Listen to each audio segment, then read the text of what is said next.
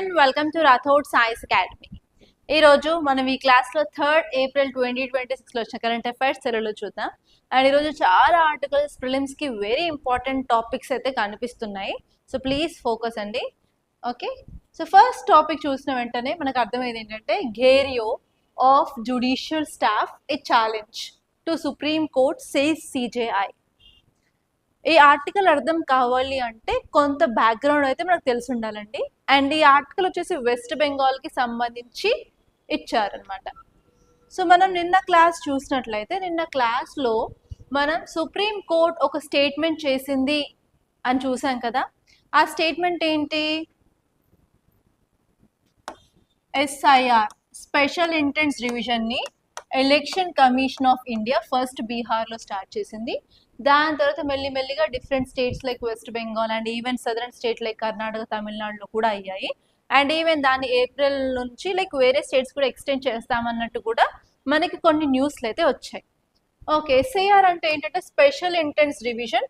Special intense division అంటే ఏం లేదు, ప్రతి డోర్ టు డోర్కి వెళ్ళేసి వాళ్ళ ఇంట్లో ఉన్న ఓటర్స్ ఎవరున్నారు, ఎలిజిబిలిటీ ఉన్న వాళ్ళు, ఒక ఎలిజిబిలిటీ ఉన్న వాళ్ళు ఉన్నప్పటికీ వాళ్ళకి ఓటర్ లిస్ట్ లేదు అంటే వాళ్ళు కొంచెం ప్రాసెస్ చెప్పడం కానివ్వండి. ఇన్ కేస్ ఓటర్స్ ఉన్నారంటే వాళ్ళ యొక్క డాక్యుమెంట్స్ చెక్ చేయడం, వాళ్ళు అక్కడ ఉన్నారా లేదా, లేకపోతే షిఫ్ట్ అయ్యారా అండ్ చనిపోయినారా. సో ఎవ్రీథింగ్ అదంతా చూసేసి కరెక్ట్గా ఎలిజిబుల్ వాళ్ళని మాత్రమే ఓటర్ లిస్ట్లో ఉంచుతారు, మిగతా వాళ్ళని తీసేస్తారనమాట. సో అలా లక్షలాది మంది నేమ్స్ అనేవి ఓటర్ లిస్ట్లో నుంచి రిమూవ్ చేయబడ్డాయి. ఓకే, అది మనందరికీ తెలుసు ఆ స్టోరీ. దాని తర్వాత ఏమైందంటే ఇప్పుడు 4 స్టేట్స్ ఒక యూటీలో ఎలక్షన్స్ ఉన్నాయి కదా. అందులో ఒకటి ఏంటి వెస్ట్ బెంగాల్. సో ఇప్పుడు వెస్ట్ బెంగాల్ ఉన్న ప్రాబ్లం ఏంటంటే చాలా మంది ఎలిజిబుల్ ఓటర్స్ వాళ్ళ నేమ్ అందులో కనిపించట్లేదు, ఓటర్ లిస్ట్లో కనిపించట్లేదు అని చెప్పి వాళ్ళు పిటిషన్స్ సుప్రీం కోర్టులో ఫైల్ చేశారు కదా. అప్పుడు సుప్రీం కోర్ట్ ఏం చెప్పింది, రీసెంట్గా ఒక 2 to 3 days మనం ఆర్టికల్ చదువుకున్నాము. అదేంటంటే in case me name voter లిస్ట్లో లేదు అన్నట్లయితే మీ యొక్క కాన్స్టిట్యూషనల్ రైట్ అండర్ ఆర్టికల్ 326 ఏం కోల్పోరు. మీరు ఎవరైతే ఎలిజిబుల్గా ఉన్నారో ఫర్ షూర్ మేము ఎలిజిబుల్ అనుకున్నట్లయితే మీరు ట్రిబ్యునల్స్కి వెళ్ళండి. ట్రిబ్యునల్స్ని అరేంజ్ చేశాము. ఆ ట్రిబ్యునల్స్లో రిటైర్డ్ హైకోర్టు జడ్జెస్ ఉన్నారు. వాళ్ళు ఏ అవార్డ్ అంటే వాళ్ళు ఏం చెప్తే అది ఫైనల్, దానికి ఎలాంటి అప్పీల్ ఉండదని చెప్పి నిన్నటి క్లాస్లో మనం చదువుకున్నాం కదా. సో ఇప్పుడు ఏమైంది అంటే ట్రిబ్యునల్స్లో మనకి జ్యుడిషియల్ అఫీషియల్స్ ఉన్నారు. ఈ జ్యుడిషియల్ అఫీషియల్స్ ఏం చేస్తున్నారు అంటే ఈ పిటిషన్స్ని వింటున్నారు అనమాట. పిటిషన్స్ని వింటూ వాళ్ళకి అవార్డ్ అనేది ఇస్తున్నారు అనమాట, అంటే జడ్జ్మెంట్ అనేది ఇస్తున్నారు. సో ఈవినింగ్ 5 PM నుంచి రాత్రి 11 వరకు వాళ్ళని ఎటు వెళ్ళకుండా ఒక రూమ్లో బంధించి వాళ్ళకి ఫుడ్ వాటర్ కూడా లేదనమాట. సింపుల్గా చెప్పాలంటే చిన్నపిల్లలకి వాళ్ళకి ఏదైనా కావాలి అంటే అమ్మ చుట్టూ ఎలా తిరిగి అమ్మని ఏదైనా పని చేసుకోనివ్వకుండా అక్కడే ఉంటారు కదా, నేను వెళ్ళండి నాకు ఇది కావాలంటే అన్నట్లు. సో అలాగే ఎవరైతే పిటిషనర్స్ ఉన్నారో వాళ్ళు కూడా వాళ్ళ యొక్క టైం అయిపోయిన తర్వాత వాళ్ళు వెళ్ళకుండా వాళ్ళని బంధించడం జరిగింది అనమాట. దాన్నే గేరియో అంటారనమాట. సో ఎలా అంటే 5 to 11 PM అరౌండ్ 9 hours వరకు వాళ్ళకి ఫుడ్ వాటర్ కూడా లేకుండా అలాగే ఉంచారు. సో ఆ టైం తర్వాత వచ్చేసి విడిపించడం జరిగిందనమాట. ఓకే, సో ఇదంతా జరిగింది కాబట్టి జ్యుడిషియరీకి సంబంధించింది కాబట్టి ఇప్పుడు సిజేఐ తీవ్రంగా ది ఇష్యూ పైన స్పందించారనమాట. ఇది ఎక్కడ మల్డా వెస్ట్ బెంగాల్లో జరిగింది. ఓకే, సిజేఐ ఏమన్నారు అంటే ఇది సాధారణ విషయం అస్సలు కాదు, అలా జ్యుడిషియల్ ఆఫీసర్స్ని గేరియో చేయడం ఏంటి. ఓకే, వాళ్ళకు కూడా right to life and personal liberty ఉంటుంది, ఆర్టికల్ 21 అది వైలేట్ అవుతుంది అని చెప్పారు. అండ్ అంతేకాకుండా West Bengal is one of the politically polarise state అని కూడా కొన్ని వ్యాఖ్యానాలు అయితే చేశారు.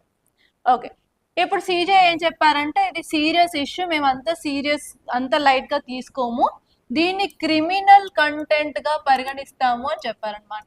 ఇది క్రిమినల్ కంటెంట్గా పరిగణిస్తామని చెప్పారు. సో ఇక్కడ మీకు ప్రిలిమ్స్ పాయింట్ ఆఫ్ వ్యూలో కంటెంట్ ఆఫ్ కోర్ట్ గురించి క్వశ్చన్ వచ్చే ఛాన్స్ ఉంది. అండ్ నెక్స్ట్ ఎస్ఐఆర్ గురించి కూడా క్వశ్చన్ వచ్చే ఛాన్స్ ఉంది. అండ్ నెక్స్ట్ ఈ ట్రిబ్యునల్ గురించి కూడా క్వశ్చన్ వచ్చే ఛాన్స్ ఉంది. ఓకే, ఈ 3 ఏరియాస్లో మీకు ప్రిలిమ్స్లో చాలా ఇంపార్టెంట్. ఈసారి ఎవరైతే రాస్తున్నారో ప్రిలిమ్స్ 2026 ఈ 3 టాపిక్స్ కంపల్సరీ చూసుకోండి. ఓకే, ఇప్పుడు మనం కంటెంప్ట్ ఆఫ్ కోర్ట్ గురించి చూద్దాం. అండ్ ఈ టాపిక్ వచ్చేసి మనకి జిఎస్ పేపర్ 2లో పాలిటీలో ఇంపార్టెంట్.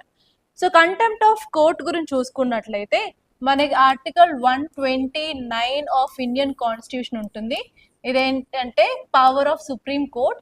అండ్ ఈవెన్ ఆర్టికల్ 215 అనేది పవర్ ఆఫ్ హైకోర్ట్. ఎవరైనా సరే ఈ హైకోర్ట్ కానీ సుప్రీం కోర్ట్ కానీ పవర్ని తగ్గించాలి అని ఎవరైనా చేసినట్లయితే వాళ్ళని శిక్షించే అధికారం సుప్రీం కోర్ట్కి అండ్ హైకోర్ట్కి ఉంది. ఈ రెండు ఆర్టికల్స్ ప్రకారం మనం కోర్ట్ ఆఫ్ రికార్డ్ అంటాం.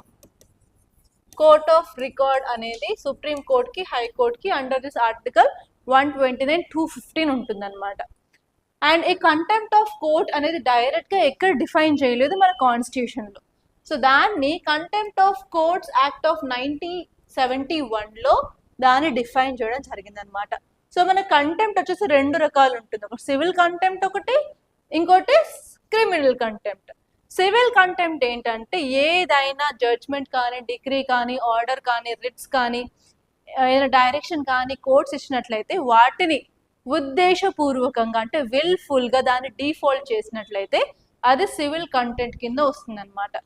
క్రిమినల్ కంటెంప్ట్ అంటే ఏదైనా పబ్లికేషన్స్ లైక్ మీరు మాట్లాడడం కానీ ఏవైనా సంకేతాలు కానీ ఆరల్ స్పీచెస్ కానీ సైన్స్ కానీ ఎనీథింగ్ మనకి ప్రాపర్గా విజిబుల్ అవుతుంది అనుకొని వాటి వల్ల కోర్టు యొక్క పవర్ తగ్గడం కానీ అథారిటీ తగ్గడం కానీ కోర్టు తన యొక్క పని చేసుకోలేకపోవడం కానీ చేస్తున్నట్లయితే దాన్ని క్రిమినల్ కంటెంప్ట్ కింద భావిస్తారనమాట.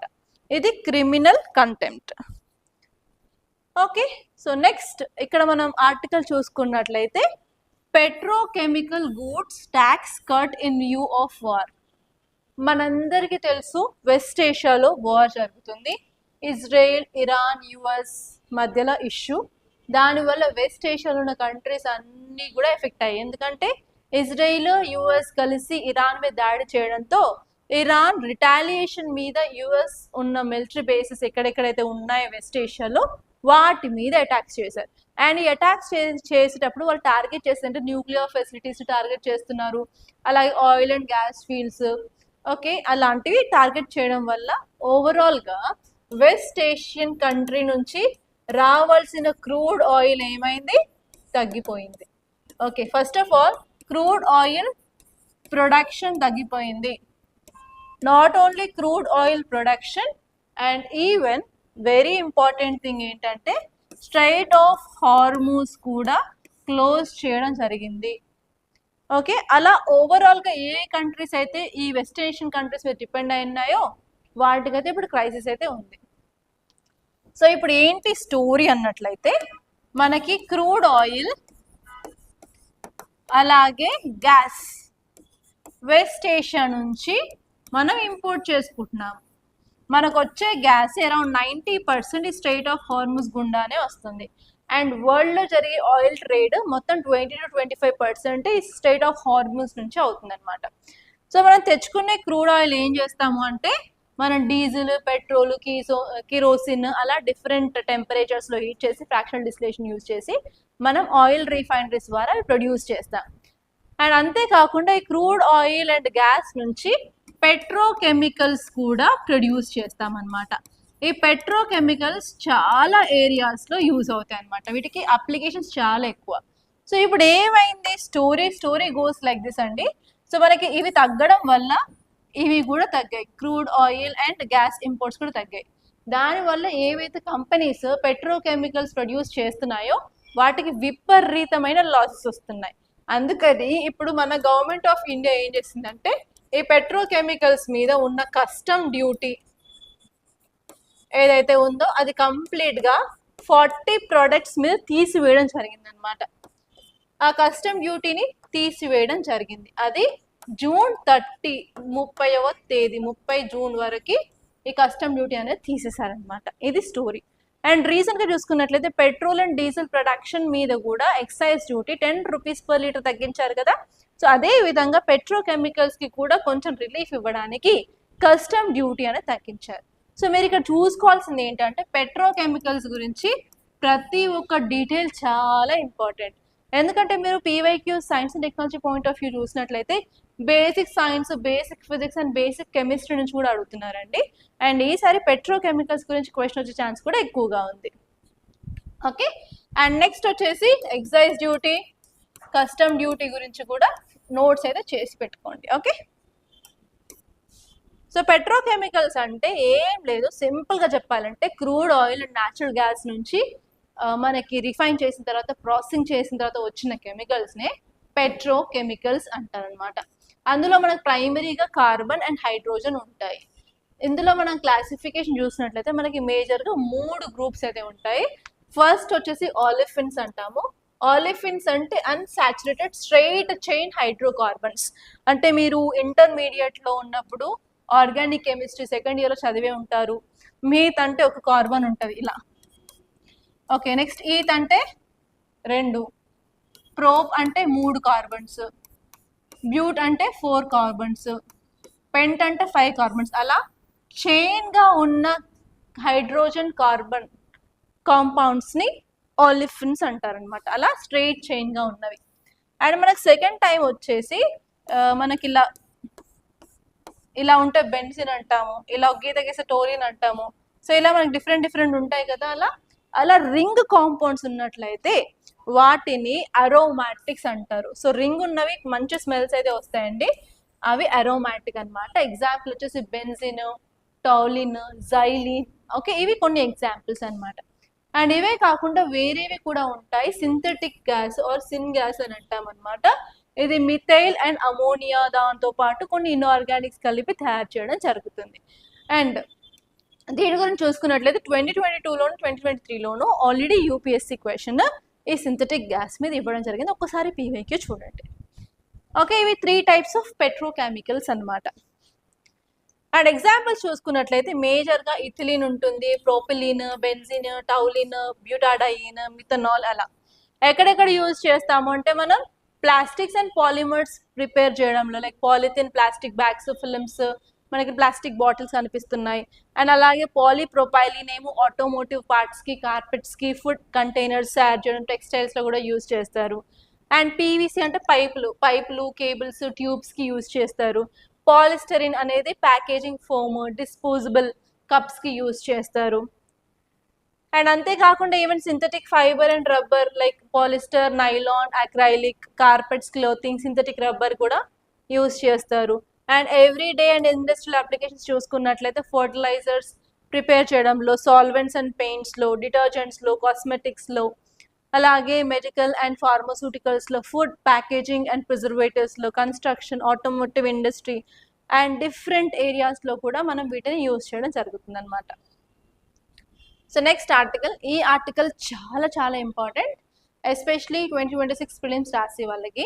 ఎందుకంటే మీరు స్పేస్ టెక్నాలజీలో పీవైక్యూస్ చూసినట్లయితే చాలాసార్లు UPSC Luna mission, Apollo mission and వాళ్ళు ఫోకస్ చేసింది మూన్ మీద లాంచ్ చేసిన మిషన్స్ మీద చాలా ఫోకస్ చేశారు. అండ్ ఇది చాలా ఇంపార్టెంట్ ఈసారి, ఎందుకంటే ఆఫ్టర్ 5 decades అంటే 50 years తర్వాత మళ్ళీ మూన్ వైపు మనుషులు వెళ్ళడం, it is like A mile stone అనే చెప్పొచ్చు అనమాట. అందుకే ఇది ఇంపార్టెంట్. అండ్ ఇక్కడ జస్ట్ ఇమేజ్ చూసినట్టే దీని కింద ఏం రాశారు అంటే 4 astronauts blasted off for a journey around the moon from Kennedy Space Center. ఈ కెనడీ స్పేస్ సెంటర్ అనేది మనకి ఫ్లోరిడాలో ఉందన్నమాట. అండ్ ఈ ఆర్టెమిస్ 2 అనేది first crude lunar fly by more than 50 years. So ఇదేంటంటే ఫస్ట్ క్రూ మిషన్ అంటే ఏం లేదండి, ఇది ఆర్టెమిస్ సిరీస్లో ఇది సెకండ్ అనమాట. ఇది ఎవరు లాంచ్ చేశారు? ఓకే, క్లియర్గా చెప్తాను, జస్ట్ ఫోకస్ చేయండి మీకు అర్థమయ్యే విధంగా. NASA. Okay, NASA space agency ఎవరిదండి? యుఎస్ఏ వాళ్ళు మూన్ మీద స్టడీ చేయాలి అనుకుంటున్నారు. దానికోసం తీసుకొచ్చిన ప్రోగ్రామే ఆర్టెమిస్ అన్నమాట. ఓకే, సో ఆర్టెమిస్ 1 అనేది 50 years ago వాళ్ళు లాంచ్ చేశారు.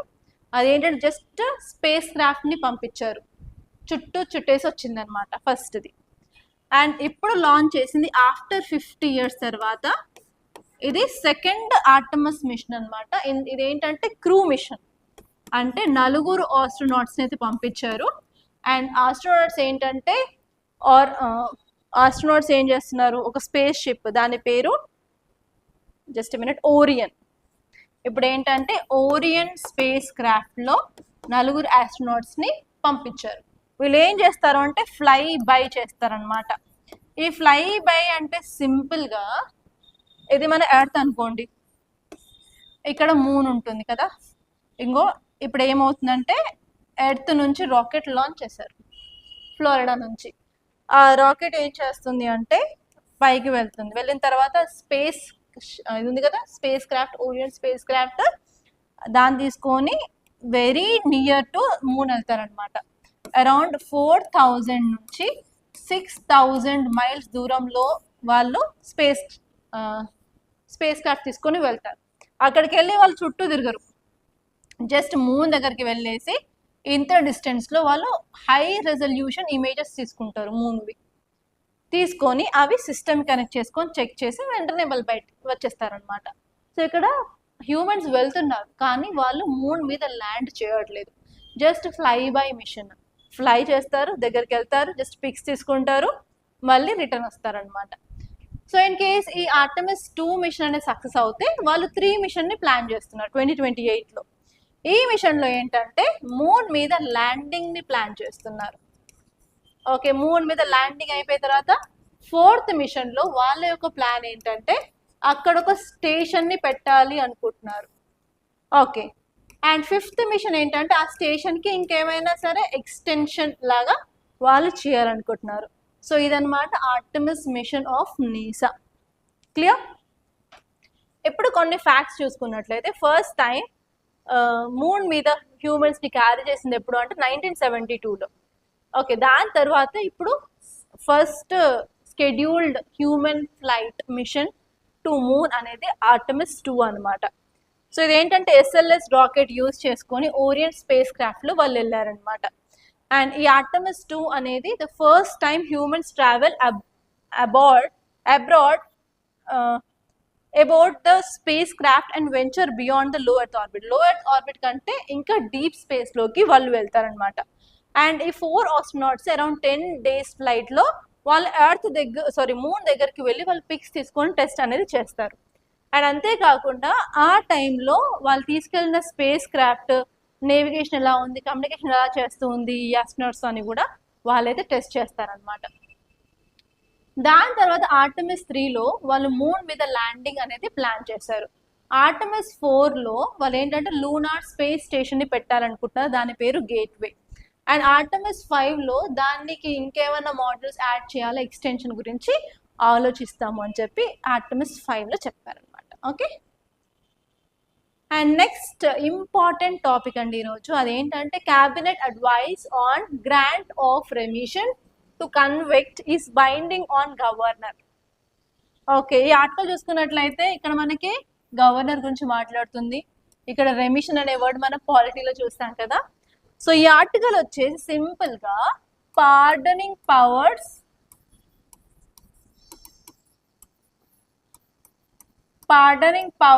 ఆఫ్ గవర్నర్ గురించి చెప్తుంది అనమాట. ఓకే, అసలు ఇక్కడ మీరు చూడాల్సింది అసలు పార్డనింగ్ అంటే ఏంటి ఫస్ట్. అండ్ నెక్స్ట్ వచ్చేసి ఏ ఆర్టికల్ ప్రకారం మనకి గవర్నర్కి పవర్ ఉంటుంది. అండ్ నెక్స్ట్ మనకి పార్డనింగ్ పవర్స్ 5 ఉంటాయి, ఆ 5 ఏంటో చూసుకోవాలి. అండ్ నెక్స్ట్ వచ్చేసి మనకి ప్రెసిడెంట్ ఉంటారు, గవర్నర్ ఉంటారు. ప్రెసిడెంట్కి గవర్నర్కి ఇద్దరికి మాత్రమే పార్డనింగ్ పవర్స్ మన కంట్రీలో ఉంటాయి, కానీ ప్రెసిడెంట్కి కొంత అధికారం అనేది ఎక్కువగా ఉంటుంది. అవి కూడా 2 సిచ్యువేషన్స్లో, ఆ 2 సిచ్యువేషన్స్ ఏంటో చూసుకోవాలి. ఓకే, సో ఇవన్నీ చూసుకుంటే మీకు ప్రిలిమ్స్లో చాలా పాయింట్స్ అనేవి కవర్ అవుతాయి. అండ్ ఈసారి ప్రిలిమ్స్లో వచ్చే ఛాన్స్ కూడా చాలా ఎక్కువ అండి. ఓకే, ఇక్కడ ఈ ఆర్టికల్ చూసుకుంటే ఏం చెప్పింది అంటే మద్రాస్ హైకోర్టు ఒక జడ్జ్మెంట్ ఇచ్చింది.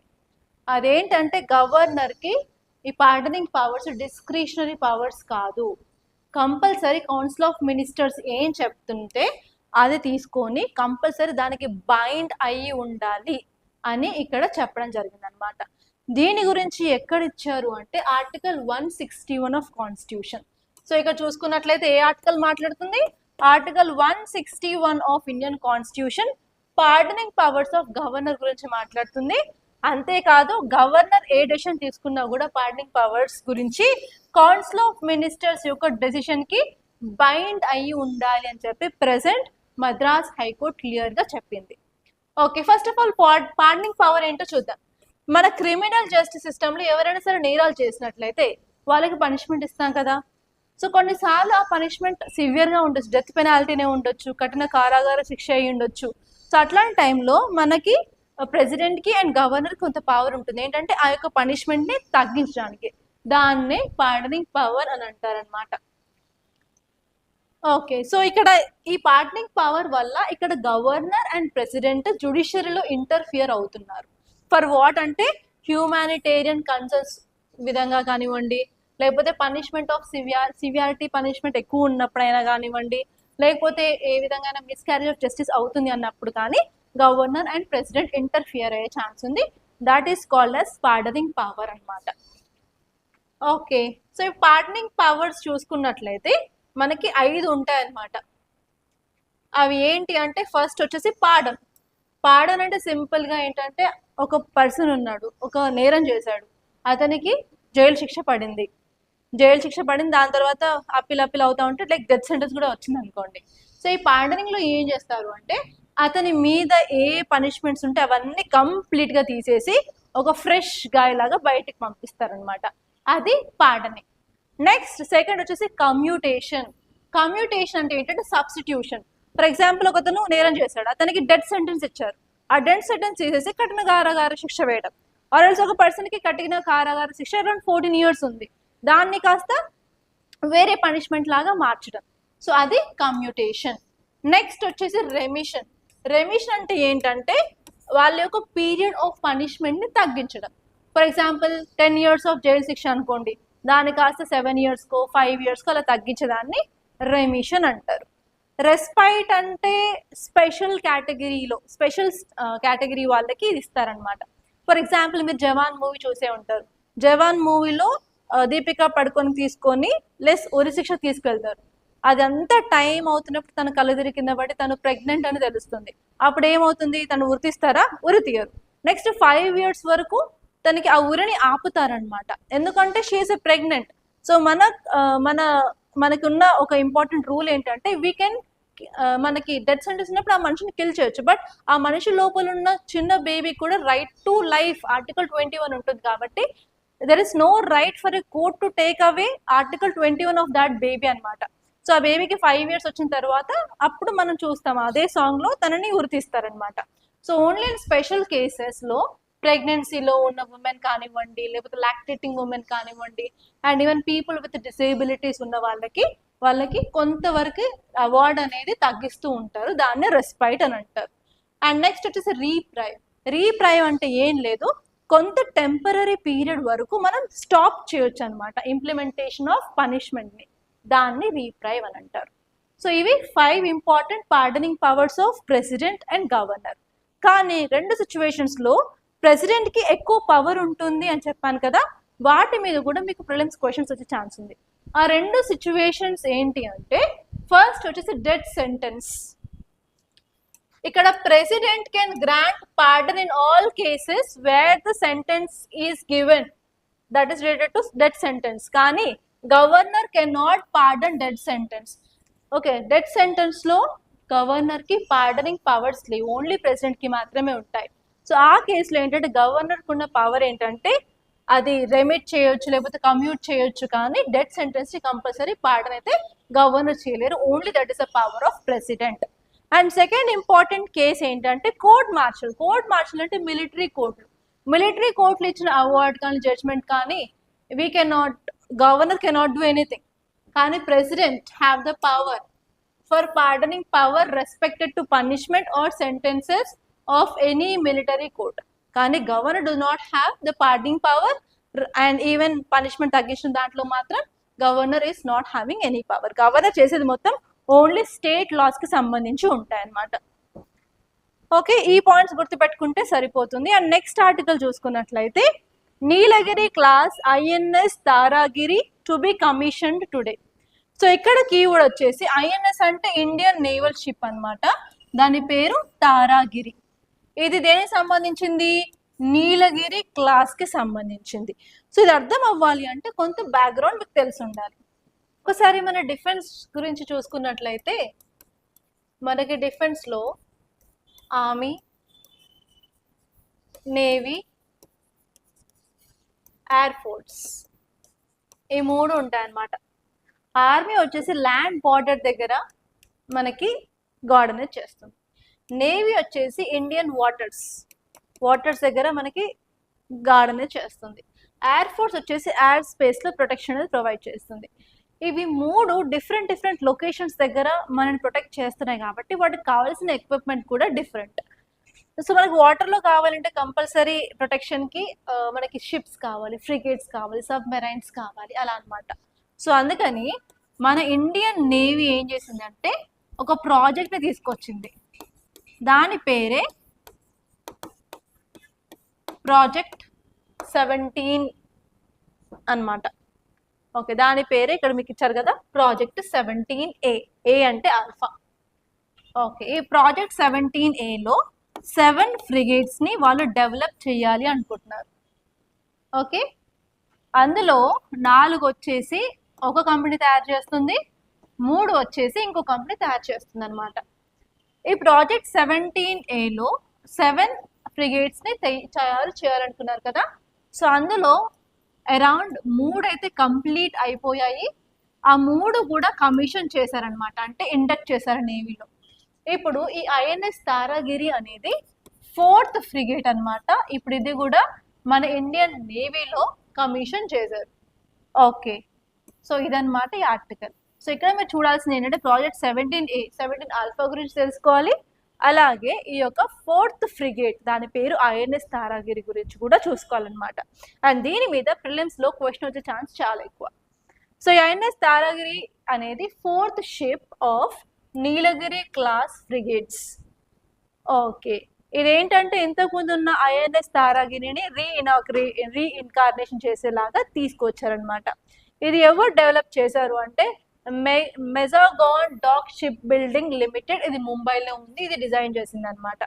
అండ్ ఇంకొక స్పెషాలిటీ ఏంటంటే ఈ షిప్ తయారు చేయడానికి 75% ఆఫ్ కంటెంట్ ఇండియాలో తయారు చేసినమాట. 75% ఇండిజినస్ కంటెంట్ అనేది ఉంటుంది. సో ఇక్కడ ప్రాజెక్ట్ 17A గురించి చూసుకున్నట్లయితే ఇది ఇండియన్ నేవీ ఇనిషియేటివ్ అని చెప్పచ్చు. దీంట్లో 7 అడ్వాన్స్డ్ ఫ్రిగేట్స్ని తయారు చేయాలి అనుకున్నారనమాట. ఓకే, సో అందులో భాగంగానే ఇప్పుడు ఐఎన్ఎస్ నీలగిరి, ఐఎన్ఎస్ ఉదయగిరి, తారాగిరి, అలాగే మహేంద్రగిరి ఇవేమో మెగాజోన్ డాక్ లిమిటెడ్ అనేది తయారు చేస్తుంది. అండ్ వేరేవి 3 హిమగిరి, దూనాగిరి, విద్యాగిరి అనేది వేరే కంపెనీ అనేది చేస్తుంది అనమాట. సో ఇప్పటి వరకు 3 ఫ్రిగేట్స్ డెలివరీ అయ్యాయి అండ్ వాటిని ఇండక్ట్ కూడా చేసుకున్నాము. హిమగిరి, ఉదయగిరి, నీలగిరి అనమాట. అండ్ ఇప్పుడు తారాగిరి కూడా వచ్చేసింది. ఓకే, ఇదన్నమాట ఈ టాపిక్. అండ్ నెక్స్ట్ టాపిక్ చూసుకున్నట్లయితే ఏ బిట్రేయల్ ఫోర్ టోల్డ్. ఈ ఆర్టికల్ అనేది చాలా ఇంపార్టెంట్, ఎందుకంటే మనం మొన్న క్లాస్లో నేటో గురించి చూసాము. నేటో కోల్డ్ వార్ టైంలో ఫామ్ అయింది, ఆఫ్టర్ దిస్ వరల్డ్ వార్ 2 అని చూసుకున్నాము. అండ్ నేటో ఫామ్ అయిన తర్వాత వాళ్ళకు ఒక ఇంపార్టెంట్ ప్రిన్సిపల్ ఉండేది అదేంటంటే కలెక్టివ్ డిఫెన్స్. అంటే ఏ కంట్రీ మీద అయినా సరే వేరే కంట్రీ అటాక్ చేసినట్లయితే ఆ అటాక్ అన్ని కంట్రీ మీద చేశాయి అనుకొని మిగతా అన్ని కంట్రీస్ కూడా ప్రొటెక్షన్ అనేది ఇవ్వాలి, వాటి మీద తిరిగి దాడి చేయాలని అనుకున్నారని చెప్పాను కదా. సో యాక్చువల్లీ ఏమైంది, యుఎస్ ఇరాన్ వార్లో ఉన్నాయి. ఇరాన్ యుఎస్ పైన దాడి చేస్తుంది, ఎస్పెషల్లీ యుఎస్ యొక్క మిలిటరీ బేసిస్ పైన. కానీ యుఎస్ ఏమని ఆరోపించింది, నేటో కంట్రీస్ ఎందుకు నాకు హెల్ప్ చేయలేదు, మీరు నాకు హెల్ప్ చేయలేదు కాబట్టి మీ ఇష్టం, మీరు ఎక్కడైనా సరే ఆయిల్ తెచ్చుకోండి, నాకు సంబంధం లేదు అని చెప్పింది కదా. సో అది ఈ ఆర్టికల్ గురించి అనమాట. అండ్ ఈ ఆర్టికలే కాకుండా ఈరోజు ఒక ఇంపార్టెంట్ ఆర్టికల్ అయితే న్యూస్లో ఉంది, అది ఎన్సీఆర్టీ గురించి అనమాట. ఎన్సీఆర్టీకి ఇన్స్టిట్యూషన్ స్టేటస్ అనేది ఇవ్వడం జరిగింది కాబట్టి ఇప్పటి నుంచి ఎన్సీఆర్టీ కూడా కోర్సెస్ లాంచ్ చేసుకోవచ్చు, డిగ్రీస్ని ప్రొవైడ్ చేయవచ్చు. దాని గురించి రేపటి క్లాస్లో డిస్కస్ చేద్దాం, ఎందుకంటే ఈరోజు వచ్చిన ఆర్టికల్ నాకు అంత ఇన్ఫర్మేషన్ అనిపించలేదు. సో రేపు ఫర్ షూర్ ఎడిటోరియల్ వస్తుంది అనమాట, ఎడిటోరియల్లో క్లియర్గా చూద్దాం. సో ఇవ్వండి ఈరోజు ఇంపార్టెంట్ ఆర్టికల్స్ మన న్యూస్ పేపర్లో ఉన్నవి. ఓకే, ఈరోజు 3 ప్రిలిమ్స్ క్వశ్చన్స్ తీసుకొచ్చాను, ట్రై చేయండి ఆన్సర్ చేయడానికి. ఫస్ట్ వచ్చేసి consider the following statements about Artemis 2, ఎందుకంటే దీని మీద సార్ క్వశ్చన్ వచ్చే ఛాన్స్ ఉంది కాబట్టి తీసుకున్నాను. ఫస్ట్ స్టేట్మెంట్ వచ్చేసి it is the first crewed mission under NASA's Artemis programme. Second వచ్చేసి it will land humans on the moon surface. It will use Orion spacecraft. And fourth వచ్చేసి it will orbit the moon and return to earth without landing. And next question వచ్చేసి consider the following statements regarding pardoning powers of governor. First statement వచ్చేసి it is provided under article 161 of constitution. Second వచ్చేసి governor can pardon death sentence. Third వచ్చేసి governor can grant pardon in cases of court martial. So ఇందులో ఏ statements కరెక్టో కింద కమెంట్లో చెప్పండి. And next question ఇది కూడా పార్డనింగ్ పవర్స్ గురించి, ఎందుకంటే చాలా ఇంపార్టెంట్ కాబట్టి డిఫరెంట్ స్టేట్మెంట్స్ రావచ్చు అని చెప్పి ఇచ్చాను. ఫస్ట్ వచ్చేసి governor's pardoning power is coexistence with executive power of the state. And second వచ్చేసి governor acts independently while exercising pardoning power. And third వచ్చేసి governor is bounded by advice of state council of ministers. And ఇందులో ఏ statements కరెక్టో కింద కమెంట్లో చెప్పండి. Okay, that's all guys, by this I'm concluding. And మీకు ఈ వీడియో కనుక నచ్చినట్లయితే లైక్ చేయండి, అలాగే షేర్ చేయండి. అండ్ మరిన్ని కరెంట్ అఫైర్స్ అప్డేట్స్ కోసం మన ఛానల్ అయితే ఫర్ షూర్ సబ్స్క్రైబ్ చేసుకోండి. అండ్ ఈ ఛానల్ ద్వారా మీకు యూపీఎస్సీకి సంబంధించిన టిప్స్ అండ్ అసలు ట్రిక్స్, అసలు ఎలా చదువుకోవాలి ఏంటి, ఎవ్రీథింగ్ ప్రొవైడ్ చేయాలనుకుంటున్నాము. And you can also follow our shorts. ఎగ్జామ్కి ముందు మన షార్ట్స్ని ఒకసారి కంప్లీట్గా రిఫర్ చేసుకోండి, ఎందుకంటే only important topics mostly UPSC అడిగే క్వశ్చన్స్ పాయింట్ ఆఫ్ వ్యూలోనే చేయడం జరిగింది. సో ఒకసారి చూసుకోండి. That's all guys, thank you so much.